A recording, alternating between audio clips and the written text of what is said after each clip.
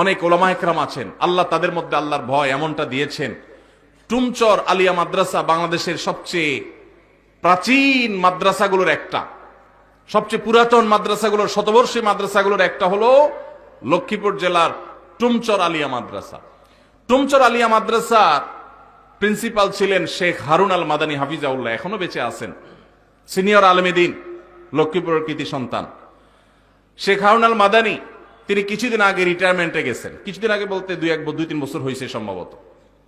তিনি রিটায়ারমেন্টে গেছেন, প্রিন্সিপাল ছিলেন ওই প্রতিষ্ঠান থেকে, তিনি অবসরে গেছেন।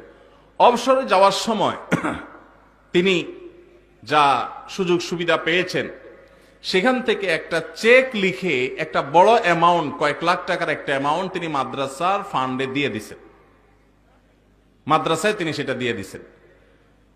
এবং এটার কারণ হিসাবে, এটা তিনি আমাকে বলেন নাই, আমি অন্যভাবে জানছি, এর কারণ হিসাবে তিনি উল্লেখ করেছেন যে এত দীর্ঘ বছর, এত বছর কাজ করেছি এই প্রতিষ্ঠানে, চেষ্টা করছি ঠিকঠাক মতো ডিউটি পালন করতে, আমার অজান্তে হয়তো কোনো ফাঁকিঝুঁকি হয়ে গেছে, হয়তো কোনো সময় নষ্ট হয়ে গেছে, হয়তো কোনোদিন দেরি হয়ে গেছে, আগে বের হয়ে গেছি, হয়তো কোনো সময় ব্যক্তিগত কাজ করে ফেলছে ডিউটির মধ্যে, সেই সময়গুলোর বেতনও তো সব আমার অ্যাকাউন্টে ঠিকই আসছে, কোনোটাই তো আর বাদ দেই নেই।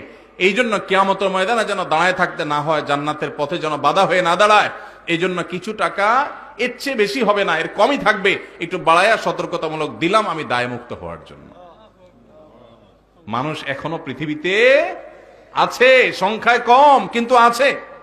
আল্লাহ আমাদেরকে মানুষ, সেই ইমানদার, সেই মুসলমান হওয়ার তৌফিক দান করুন। ইমানদারকে কোনো সিসি ক্যামেরার মনিটরিং এর প্রয়োজন হয় না, তার সেলফ মনিটরিং, নিজেকে নিজে মনিটর করে, আল্লাহর মনিটরিং এ বিশ্বাস করে। আল্লাহ আমাদেরকে সেরকম মুসলমান হওয়ার তৌফিক দান করুন।